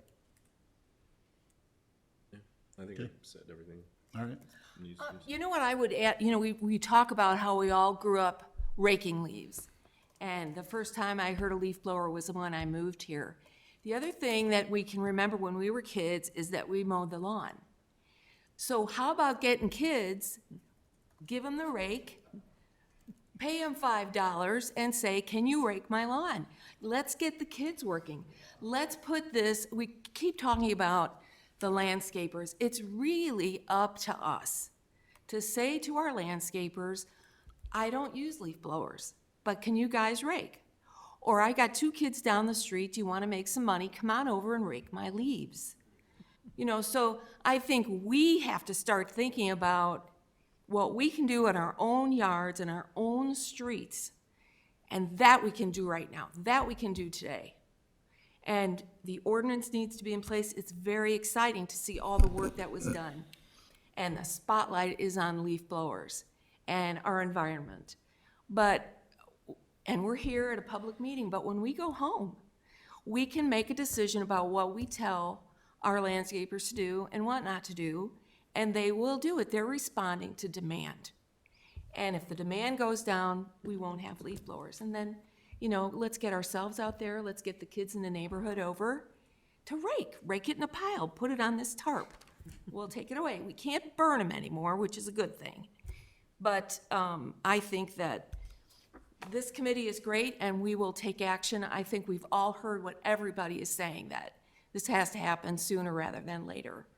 And so I think that we can rely on our local government, but we have to also take steps and maybe talk to your neighbor and say, my kid's sick or my baby's taking a nap. Can you just not blow the leaves? Or we've got company coming for the 4th of July. Can you not do this? I mean, I've seen people blowing leaves off giant estates in the woods, or coming out after a rainstorm and pointing a leaf blower at a leaf to try to make it blow away, or blowing leaves on a windy day. When they leave, the leaves go back to where they were. So we have to put some common sense and some kindness and compassion into how we live in this town and how we want to teach our kids for the future. I'm sorry, I want to make one clarification. Remember, Busio, I commented about 7, so construction, 7 to 7. Okay. You can operate an excavator at 7:01 a.m., right? Yeah. Lawn maintenance, different set of rules. Part of it was recently changed, but it's 8 to 6, Monday through Friday, and 9 to 6 on the weekends. Okay. If it's a homeowner doing it, it's 8 a.m. to dusk during the week, and then 9 a.m. to dusk on the weekends. I appreciate that. I still think we could tighten that up on the, especially on the weekends, including a Friday. Yes. Sunday, a day of rest. That's silent. I love the idea of just the sanctuary times. Yeah. So- Something to consider. That's Well, my personal. Yeah, I think we need to look at that. I think if we're looking at a seasonal ban, we are tightening the window for like a spring and fall window. Yeah. And I think we need to think about it for the next meeting. If we cut the hours down for those 2 or 3 weeks that they're gonna be able to come out, then they'll bring 100 lawn. Yeah, I mean, Things that's, here. there's still gonna be leaf blowers. Yeah, if we but just do we the need to seasonal talk about ban. it. So, Like, putting the meat on the bones, writing down notes for the ordinance draft. So you could do a seasonal ban effective immediately, and then the fall, after July 1, you can say seasonal ban plus weekends. You can incrementally turn up, ratchet it up, that's part of the education. Okay. Yeah. Okay. Yeah. and continue Yeah. through the 5 years to get more stringent Well, and and that's- stringent on the allowance till there's Only electric leaf blowers? I in think, Lake Bluff? yeah, I think the board is looking for that, you know, immediate, what's your immediate reaction? Like, if you want to come back and say, here's your one, learn from it, and say, okay, then do you also spend a little more time later this, you know, quarter, second quarter, working on it, and say, okay, well, what does year 2 look like? Is it, you know, do you move to a 10-month? When? You know, and so, and then I think that's also something to take back when the rest of the working group gets back together and say, hey, here's where we're at. Because you can say, oh, well, maybe, you know, Wilmette, Glencoe, and others will say, we're going to an 11-month ban in 24 months. Okay, well, maybe we come along with you, right? Maybe that can help It lets inform. know Yep. what the next steps are. Yep. And anyone who has kids, teenagers, I'll pay you $10 to rake my lawn. You're not getting a It's not even minimum wage? $10. 20, do I hear 30? Be a teenager. Right. Well, they won't. Well, child labor laws. I try to get my 7-year-old to do it. She won't do it. Let her bedazzle the rake and then she will. Comments? Yeah, I think that maybe not teenagers, but I think definitely younger kids. Like, I guess it's technically teenagers, like anywhere in the 11 to 13 range. You know, when I was that little, I was always, I'm still little. I was always looking for like little chores to do for my neighbors. I did like dog walking and all that stuff. So yeah, I think that's, you know, a good way. You know, it's kind of like, I think like a few people here have said tonight, like we don't need leaf blowers. We can go back to giving a kid $10 to clean up your lawn. And I think that's just a great idea. Thank you. Maybe So that's. one thought for you is, you know, if we need to be doing public education, maybe there's things that the high school students could create videos or Do all of something our to help communication work for us. educate. Yeah, like I've said in the No, past, I mean public education. we do have an Enviro Club at the school, which I think would be happy to help out if we reached out to them. And we do have an environmental class, which also probably would be willing to do a seminar to their students about leaf blowers in particular if we wanted. And I actually took that Enviro class, and I know that they do talk about the positive effects of mulching your leaves and leaving them on your lawn, which is how I got involved in this whole thing. And so I think that's great. I'm also a leader of the Women in STEM Club at the high school. So we could also consider trying to set up some kind of lab centered around decomposition or the positive effects of, like when we did No Mow May or something, we can always advertise that. I can talk to my sponsors at the club about that. Great, yeah, I think we talked, that is on our list of items to continue to improve is our education in the videos, which, you know, best practices and new regulations that are coming out, so. So I wanted to say thank you to all of you who have come out. Please know that we are all, you know, super interested in this sort of stuff, which is how we ended up on this committee. So, so we're right there with you. Thank you. I'm a birder, so I enjoyed your comparison recordings, and have also had to postpone Zoom calls because I couldn't participate with the blowers going on in my neighborhood. So what I would say, Chair Renner, is I would be supportive of you know, developing something now, but saying that we're recommending a 2-year phase out. Like, so maybe we need to put meat on the bones for what the second year looks like based on some of this year, but I would be aggressive that way.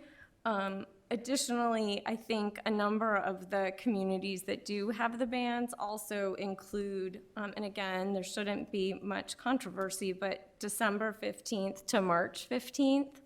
I have seen blowers going in December. You know, if we have snow and then it goes away and they want to move all the stuff off your patio or whatever. So I'd recommend that. And then tightening up the hours again. So be it 9 to 5 and 9 to 4 on the weekends or something, but they're certainly out by 7:30, even if they're not supposed to be till 8 regularly, 7:30 in my neighborhood. Drew, do we know where the other communities are at in terms of meetings like this, taking what the committees did Do we know their I think status? I think we're early, to be honest. I mean, I think, yeah, I don't know where other communities are at. I know there were gonna be several other communities handing it off to their sustainability committees to get a recommendation. So Lake but Lake I'm Bluff is charging first. All right. This is what we do. And Drew, I'd love to hear maybe next phase after a draft ordinance is developed for Lake Bluff, but sort of how enforcement might happen. I mean, I was sort of intrigued by a portal where citizens could put up videos or something, you know, since we don't want to have a million phone calls. I don't know, just be curious how staffing and how enforcement would work. I mean, are the police gonna be the ones that get the calls, or? We have directed folks to do that. And it's been probably the most, it's maybe not the most, it's been effective, is effective as any other method that's been shared amongst the group. It has been, who is given the ticket was important, and I think the report points to give it to the contractor, not the homeowner. Right. Yes. So that's part of who, but yeah, I think the police, given the way the village is staffed and how that is the most cost efficient for the village to make use of its own resources right now. That's probably how it would continue to happen. So as part of public education, not only do we need to inform people if they are going to report on their neighbors, so to speak, that the police department is where that needs to go, and prepare the police department to be enforcing the noise. And Frank, yeah, I think that's a shortcut to education and enforcement success. It's because that's the way it's always been done, right? We're not telling them, hey, here's 3 new things. It's a new set of regulations. And when we changed the regulations 2 times ago, because it was more dramatic, we printed up hang tags that we gave all the officers. So when you're out in the street, you see a landscape crew, give them this hang tag for your mirror that says, here's the rules. And it's English, Spanish, and so you're making contact with them and building relationships, community policing, but also educating them. And that way, when they drive around, they see it on the mirror, they know that they've touched base with them, and so we can do something very similar. But it's part of a comprehensive program. Yeah, I think it's important to do that kind of education first, especially with the new regulation, and then, hopefully it's a very friendly, positive experience until we get past, a year or whatever, and then it gets less friendly. Then it gets to citations, then it gets to fines. I think people are gonna be on board with this. I think the residents are gonna be on board for it. It's just a matter of educating the contractors and the people that are coming. Something comparable could be when the City of Lake Forest implemented their enhanced recycling program, they developed what are called OOPS tags. And so if someone was trying to recycle something they shouldn't or whatever, they'd put an OOPS tag and leave it with their recycling. So just to share what the challenge was and why, your extension cords didn't go to the recycling. Complimentary earplugs, perhaps. Okay, this has been a great discussion. Before you Yes, I know. leave, so something else in my notes to think about was weighing in on, and this is a related issue, is having landscapers, like other contractors in the community, to be licensed. Lake Bluff has had that conversation. When this comes up, it happens concurrently. Should the village license landscapers or not, like we do other trades and so forth? And so far, the village, the direction from the leadership has resisted the urge to do so. One of the things that's been talked about and is mentioned in the report and came up in the working groups was the idea of, if they're licensed somewhere, good enough. The idea is, but we need to share that list of people, because when we're educating groups, we need to know who to reach. And then there's always some initial, I would say, hurdle for contractors that, we have to have. We get information for contact information, we get proof of insurance. So there's that minimum threshold, which I think it's not a complete consumer analysis or, insurance policy, but it's something. So we know if they're doing work at a site, we know who's there and that they are insured. I just throw that out there as part of this programmatic approach. Don't have to decide tonight, but if there is a direction, again, it moves faster if it was some My early personal direction. preference is that should be a separate issue. And that's just me, I'm not speaking for the committee. I'm concerned again about the little guys and where the licensing and insurance requirements might put a small family business compared to the larger ones, but that's just my opinion. You know, I think licensing landscapers, I like the step of you have to have proof of insurance. And licensing, what a landscaper does, they do lots of things. You know, spraying for mosquitoes is one of the things they do. Irrigation. Irrigation, chemical use, pesticide use. You know, so when we say Climbing trees. landscaper, right. Yeah, yeah. So when we say that, I think when the time comes to discuss that, again, sooner rather than later, then we have to get really specific about what they're licensed to do, because there's a wide array of things. And you know, the mom and pop, if you will, landscapers, they may not do as much as the big ones do. So that has to be given a lot of thought in order to make it easy to understand and then easy to carry out. I mean, I don't know if there's a fee. What's the cost of becoming licensed? What are the standards? And so I think that's a pretty important thing to do, but I'm not sure if that might distract us from this very easy to understand leaf blower thing. You know, the leaves don't hurt us, the leaf blowers do. You know, that's pretty easy to teach and to reinforce and to put rules around. So that's my thinking. It's real important, but I think it could bog us down. It could be initially cleaner to just move forward, but I would say, what about flipping it? And so that if you're licensed, there's no fee, and if you're not licensed, there is a fee. Yeah, I think it's a separate discussion we could have, and I know it's come up even back when I was on back in the day. board. Yes. So, but I think that the great thing about this is that this is gonna, even for the mom and pop who might do a few here, a few in Lake Forest, they're gonna know the rules are roughly the same. Maybe Lake Bluff's got a little tighter time frame on the evenings, but in general, if 90% of all these towns come up with this, it's gonna make it easier to enforce because it's all over. Exemptions? Yeah, the exemptions in the report. Go ahead. Okay. My computer died, so I can't bring them up, but the exemptions seem to be very broad in the report in terms of park district, they can use them, private organizations, public works, school. I think it also says landscaping companies can be exempt from it. It seems like a wide swath of exemptions are available to a lot of people in there.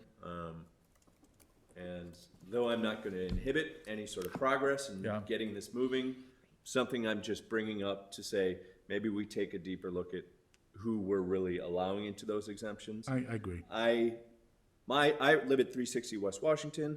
I live right next to the golf course. Those guys are up right next to my house at 6 a.m. It's part of where I live. It's part of what happens. I'm also right next to the elementary school, which also has their leaf blowers going. So this ban won't do anything for me, right? Those people are going to be exempt from using their leaf blowers because they have large pieces of public works properties, right? I'm not for that. I'm just saying these exemptions, if we're going to do some sort of a ban, I think we should consider a larger swath of the community that is sort of not being affected because of those exemptions. One of the things we could consider, again, I don't want to draw this out, but a full and complete exemption may not be the right approach.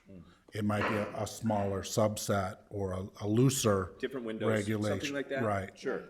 Right. But not a total and complete exemption from. Right. So for what it's worth, Lake Bluff Village, so public safety building, village hall site, train station, we have a contractor performing those services. Last year, 2 years ago, we hired them and we said, give us a bid for gas powered and electric, and the electric was just not like a couple dollars more. So we've been using the electric only. That's what we did for the last year, and quality, no different, so. So, but I say that, not for clapping, that's nice. What I'll do is, as far as the draft ordinance, I'll start with the Evanston ordinance, because it's more narrow. It kind of carves out some, and so, and I'll talk to the Park District and the school district about that too. So try to keep it as It's slim. tight lane. Yeah. Yeah. I mean, we're gonna walk the walk. We're gonna ask our neighbors to walk the walk. Yeah. We should ask, the larger facilities in our town to walk the walk as well. We don't need an exemption for wetlands, right? But a great, Drew, I just want to pick up on the comment you just made about what the village did with its own property by asking for Quote, that, and it came back not significantly different. And I think that's probably the most important thing that we need to do as a community is everyone that's here and spoke up today is obviously, and this whole committee is passionate about this. It's the rest of the committee, the rest of the community that we have to bring this out to now and educate them that will get them to say, hey, can you give me a bid to do my property with just an electric blower with raking it? What would that cost? Yeah. One of the things. Get them to move ahead with One of the things I mentioned is that I am looking at one of the new advanced electric blowers, and even in the May or September, my guy's a mom and pop. Here it is. Yeah, there you go. Sure. You don't need to have your stock of chargers. Mine's fully charged and will do my whole yard. Just use it while you're here, yeah. A great village newsletter information. at some point.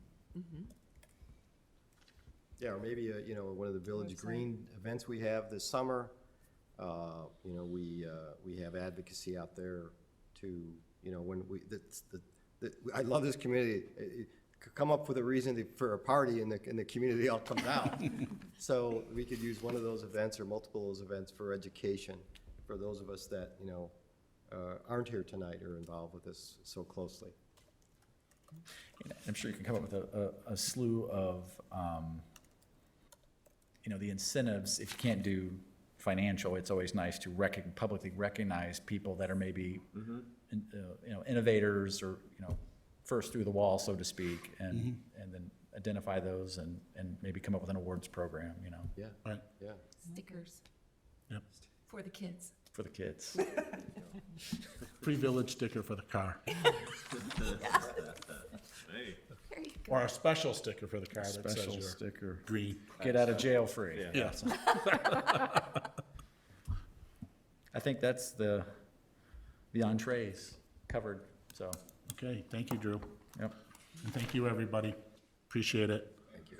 We'll give a 2-minute break before we go on to stuff like our meeting schedules, which I'm sure none of you want to hear about. About that.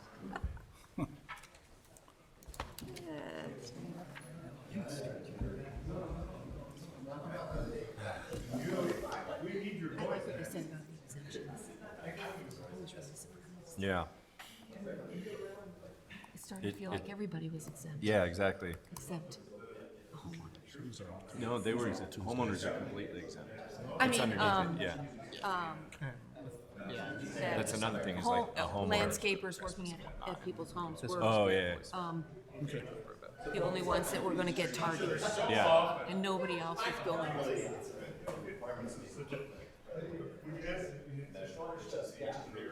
My real concern with this is any sort of a ban by government.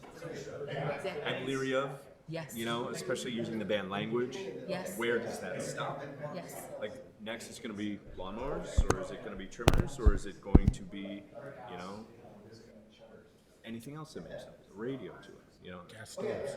Yeah, well, come on. But like vehicles, right? Like when does it stop? When people start saying you can't do that, you can't do that, you can't do that, you can't do that. Right. And that's, for me, that's not necessarily the role of local government, though I know local government needs to evolve with the pressures. We're gonna have the challenge. We're about 70% through the lighting ordinance. Yeah. but typically the way we have done that, at least for residents, when it comes to new regulations, is some sort of grandfathering or threshold of if you're gonna do something to your property, this is just wrapped into it. Like an ADA compliance, right? Yeah, exactly. Exactly, or sprinklers. Right, yeah, if you're gonna do just a new bathroom, you don't have to put sprinklers in, but if you're gonna add increase your house by twice the size. Yeah. Put it in. Yeah. Yeah. We always did that too with other things, you know, if you have to fix your plumbing if you do this. You know, there's always a threshold, so. All right, let's fly through this agenda. My mommy's at home with my kids. Like my 72-year-old mother is taking care of both of my toddlers, and I'm like, oh, Judd, I hope the house is still standing. You know? Hopefully they're in Betty Byers. Yeah. Well, we have a pretty quick remainder. All right. Let's go back. I think our next agenda item is to talk about the dates for this year.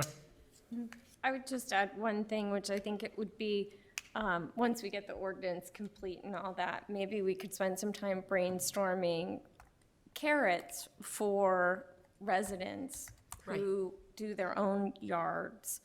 Because there could be a little tension there if, you use a landscaper and they're really limited, whereas your neighbor's blowing away all the time. Oh, using gas mowers on their own, as you're saying, yeah. Blowers. Yeah, gas blowers, yeah, use it. It's a kind of Yeah, a- so if sure, we have a sure. ban, but we don't really, anyway, it's just Well, they're something to exempt. think about. Right now, they're exempt in the language of For this. personal use, yeah. Report, But I'm yeah. not, Right, I'm not right. sure, not in my neighborhood, I've seen an owner with a gas. Most of them have electric if they're gonna use it. But there they a do few? have them, Okay. yeah. I'm just thinking if like suddenly your landscaper can't do it or doesn't do it, maybe someone's gonna go out and buy a gas one and start doing it themselves, you know what I mean? I think that's So- also part of the public education too, Yeah. So just something for us to think about Sure. and, okay, then that's great. I thought the way it was written was that you could do it. Well, I thought it was just So relating. did I. I thought it was that way as well. Yeah, but I'm totally supportive of that. Yes. I prefer that, so you go with that. We talked a little bit about that, but I think, we typically have not, we have not gone after residents, because it's not been the major issue with this particular item. So I think I'm not opposed to it, I just think it has to be treated carefully. If all of a sudden an individual resident is told they can't use their own gas blower on their house, or is that 2 years from now or 3 years from now after I everybody's think we aware? ban it, and then maybe we don't fine individual residents for 2 years or something, like give them a chance to get into it, but, yeah, I just think it has to be universal. The cost of a residential leaf blower is nominal, really. I mean, it's Is it, what does it $100 cost? and When then you were the- saying No, it's you more than that. buy It's one, a- 50? It's an investment. It's about, the good ones, the decent ones that last will be anywhere from $300 to $500, depending on how high of a quality that you go to. Yeah, So what I about didn't- an I mean, electric there's one? I significant think there's a investments for range, some and people, so. Then the if- batteries are the other. If I were a resident who just bought a brand new leaf blower last year and then showed up this summer and you're saying I can't use it at all, I would be very upset. This is a hypothetical situation. So right now the report says residents can do whatever they want. I think a sloped approach into that, a slow crawl into that, while we're being more restrictive with commercial entities. With maybe, I mean, if there's money for that, I'm not going No to questions suggest that asked. here. And we've talked about this issue long enough. But if we're going to talk about how we're going to restrict homeowners, I think a slower phased approach would probably be we've more got community 2,000 friendly. 2,000 homes in Lake Bluff, is that roughly about right still? 2,000 homes? Are we talking 20 people that might have a gas blower, or 200? I think we'll I find think you're out. overestimating the amount of people who use private landscaping contractors. There's two sides of the tracks on this story, I think. Yeah. And I think one side of the tracks is probably a lot more used to doing their own lawns, raking their own leaves, using their own blowers. Right. Yeah, I think we can't spend all night on it, but I think it's worth talking about. Maybe you come back with us what some of the other towns have considered, because I know that when we talked in the committees, I kept asking, this is commercial, right? We're not talking residents, and they, nope, it's not residents. So, I don't know. You know, I have a question though. How are we going to roll this out? We talk about public education, but is there a rollout plan? There has to be. There has to be. But we don't an have it yet. education campaign. No, because we don't have the ordinance yet. So once we get the ordinance, then we start, or we can start thinking right now what some rollout plans are. Well, I mean, Or they've maybe got other some of the, communities have yeah, them. they've got some of these, you know, I saw the the stickers. stickers and the hangers. You know, there's videos that we can start doing, there's presentations, there's the president. Wait. Yeah, the president newsletter, you know, just all sorts of email blasts, whatever, to get this out. But I think that's part of the reason for having a phase in. But there has to be a concerted campaign to educate Yes. people and Yeah, I agree. explain. There And if has we're, to and be. if we're, yeah, and it has, if we're gonna do 1 year, it's gonna be a faster rollout, or if it's 2 years. maybe- There are plenty of organizations within Lake Bluff that can help us with that public education campaign, as long as we reach out to them. Lake Bluff Open Lands, I know Sue Raymore has stated that she is fully supportive of a full ban. I'm sure they can help us. I know that Open Lands is planning a bonfire event at the Skokie Preserve on March 11th for the equinox. I think messaging could potentially have a big impact there, saying we're starting to move forward with these things. We need your help getting the right, whether or not the ordinance is They ready. can, It's the but farmer's they market, honestly, too. it's marketing and that, it's not their strength. No. Oh, I know. We need a professional rollout Right, like, stage I don't know thing. if you guys have a contract with a PR or marketing firm that can spend a minute, sort of, this is the strategy of how you do it. Well, yeah, and I think that's one of the advantages Yeah, of that's having why- the attention of everybody on the North Shore as part of this conversation. It's Yeah. like, right, everybody's tuned into this conversation. Again, that's this, and one of the probable outcomes is that there won't be a uniform approach, right? And so it'll be Well, I'm hoping it's 80%. a lot of noise for uniform. the, Yeah, those that are the service providers. yeah. But I'm not so worried about getting the word out Okay. locally. Yeah. I mean, Well, I think, especially if it is a broader group, Yeah. if there may be a way that we can just borrow, similar to some of the materials in here, but that's not a public education campaign. What was in here, that's just a few materials. I mean, we could talk about it all night, but I don't know, breadboards placed around town before this, you know. We don't need to solve it tonight. Yeah. No, we and I- don't. yeah, But and I we will I have think to the have idea one. of having a rollout information campaign is something that I don't the know village whether- has done, I mean, do you all remember getting a letter recently from the village president regarding stormwater utility? Oh, yes. Yeah, Oh, yeah. that So the letter to the village resident, very hostile wetlands conversation in my community. so My that is the neighborhood. number one, I mean, that and the village paper newsletter historically has registered as the number one way that village residents want to receive Everybody loves information. that letter. So That a letter's leaf, great. a leaf blower taxing district? Oh, To furnish electric leaf blowers to people at a I discount. love it. I love it. The penalties for the higher end are maybe higher than the lower ends, and that's our buyback program right there. That's how we Yeah. fund it. All right.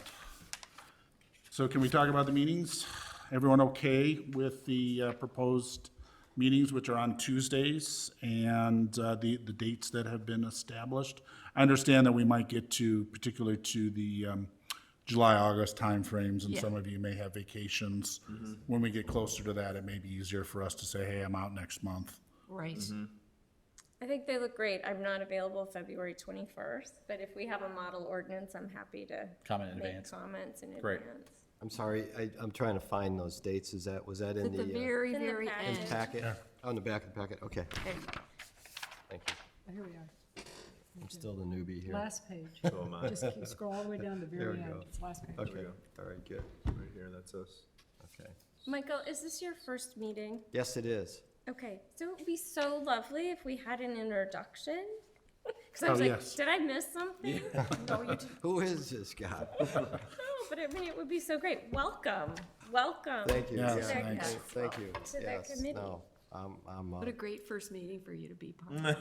Yes, no kidding. Well, and I'm delighted to be here like all of you. I'm passionate about some of these things, and when I heard there was an opening, I applied for it, and you ask for it and you get it. So hopefully I can, add some value to it, but you guys are all very impressive, and seems like a great group with very vocal, passionate people, so so it's great to be part of it. So Well, welcome. thank It's you. really nice to Thank meet you.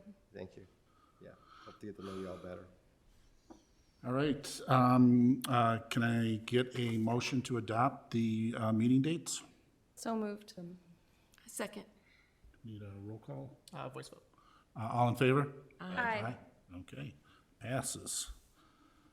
All right, village staff report. Yeah, so I guess the biggest item on the staff report is that Glenn Cole, the assistant to the village administrator, his last day with the village will be this Friday, January 20th. And in the interim, until his replacement is found, I will be the staff liaison, staff contact for the SEC. Thank you. Welcome aboard as well. And thank you to Glenn. He is in the back running the video. Yeah. Is there Out going to there be in a Radio little Land. party Thank or you, anything? Glenn. Friday at noon, we're having food and bags of tissues to cope with the loss. So, Tears and grabbing of Yes. legs. Please don't go. right. Tears of sadness, tears of joy, whatever you may choose. Eric is seizing the moment, so Yes, it is. yeah. So you're all welcome to come if you'd like. Check in and say hey. Oh, yeah, that's a so good idea. At noon, you said noon, here? if you're able to make it. That yeah. Okay. Anything else? I mentioned the stormwater utility, the letter that came out. The village is hosting a series of meetings at the end of this month, Wednesday, Thursday, and Saturday. So what's the 25th, 26th, and the 28th, I believe. Yes. To share with the residents the informational journey that the village board and the finance committee went on to try to figure out how to support important village infrastructure and assets that do not have a dedicated revenue stream.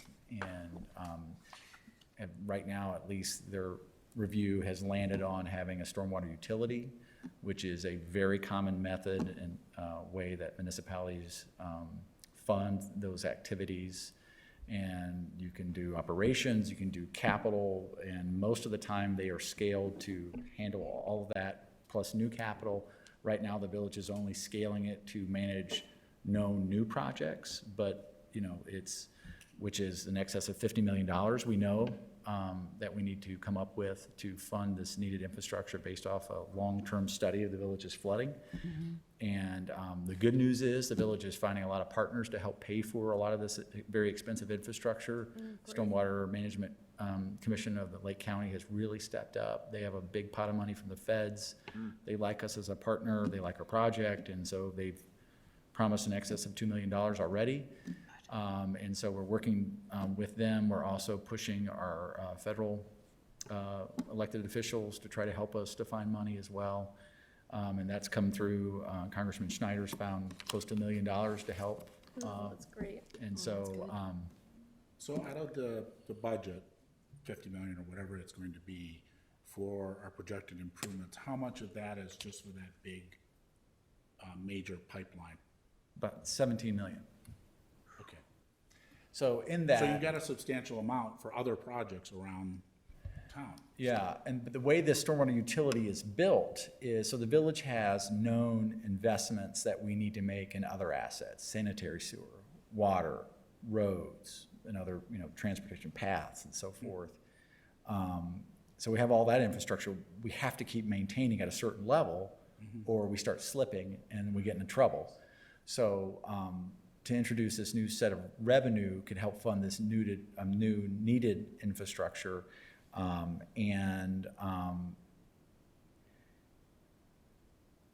This program, again, is designed to provide enough revenue to float a certain note size to help kick off a lot of this. Oh, gosh. And so it's a way for the village to do it, live within its means, not overstretch or overextend itself, and also be able to continue to do those smaller neighborhood little projects here and there. But this big trunk line Right. allows for a lot of opportunity to tap in different straws. You know, you gotta get that, and then you can bring the neighborhood. Build everything around that. Now, there are other outlying projects that could happen, so should the village for some reason not be able to find additional, because we were hoping the state comes through, because, right, part of this is the viaduct, right? It's their asset, but our water goes to it from west and east, right? I should say west and north, but so the idea of moving that water out, we think they should play a bigger role than they're telling us so far, but it's all in negotiation, so. Yeah, I know that we've struggled for years also too with the individual residents' needs for flood water improvement. You know, that 500-plus year event we had last year hit a lot of residents, and we get that. I get questions all the time. It's like, in order to get this water off of my property and into the street, let's say you had all the improvements done, I gotta spend 10 grand. I don't have 10 grand. Well, and the truth of the matter is, the size of pipes people are putting in doesn't solve the problem, right? That fits like a very minimal storm event, right? These are, like the trunk line, it's a 72-inch pipe. Right. I mean, this is major infrastructure. Right. So, I mean, again, it's scaled, you know, so. If they dig, like, and what I'm saying is, you know, because you know some of my neighbors. I do. If they dig a 6-inch trench and line it and take it from their backyard to the street, you're just gonna see this huge waterfall, I mean, huge, coming through on these big events and dumping into the street. Onto their other neighbors, right? Right. Moves the But problem. it gets into the street, and then Yeah. that pipe has to pick it up and take it to the big pipe, but I think, my point is I know what, I'm 99% certain we can't handle it with funding from the state, is that even as we work on the city street infrastructure programs, individual property owners are facing huge costs to be able to manage the water and get it off of their property and into the street.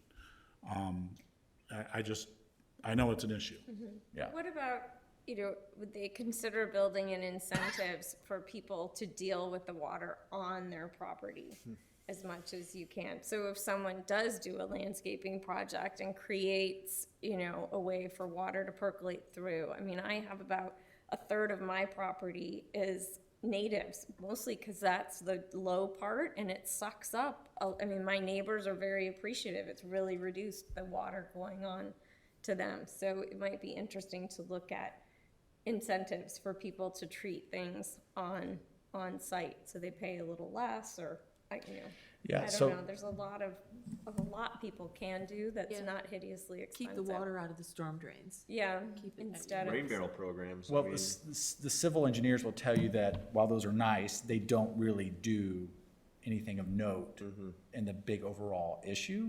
But the village recognizes those improvements and values that. So right now, this, Toured Cliff Miller's house before he sold I it? have not toured I'm pretty Cliff's. sure it had a significant well, impact. maybe he did, but generally speaking, like a small rain garden is not gonna do a Correct. substantive improvement. So, but there are, the village would do cash programs, like, okay, here's you have a rain barrel, okay, well, here's $500, or here's, so the village would recognize that you're doing something, right? So you get cash credit for that. The village did want to have such a complicated system that it requires significant maintenance and administration, because on this continuum of how complicated you want to make your stormwater utility model, you can make it, Mike Busio added a new flagstone stepper in his backyard, so we need to adjust his calculation. So you can go to that level with satellite technology, you can do that, but okay, now the money you're spending to do that and keep up with something like that. Then there's other communities that have done utility where it's flat fee. Here's a flat fee. Lake Bluff is somewhere in the middle, where probably even more over here, to say a little more thought about it, was we're gonna put you in buckets for residential properties based off your zoning district, which regulates how much impervious surface. So you're gonna be treated similar to people who are subject to the same regulations and limits about how much impervious surface you can generate. That was a lot of questions in my neighborhood about how that was gonna work. So you're putting those buckets, so that way it's, generally speaking, zoning doesn't change that often, right? So it's something what the board thinks is a way to approach it in a way that is thoughtful, yet not overly complicated. So, and if you are in a location, and I don't know where Cliff lives, but, but the idea, if you live in a place, because there are a handful, a very small number of properties that don't impact the village's infrastructure. You can be in a location right next to the Skokie ditch where your water goes directly in there and you don't touch a pipe in the village's system. So you can get a substantial credit.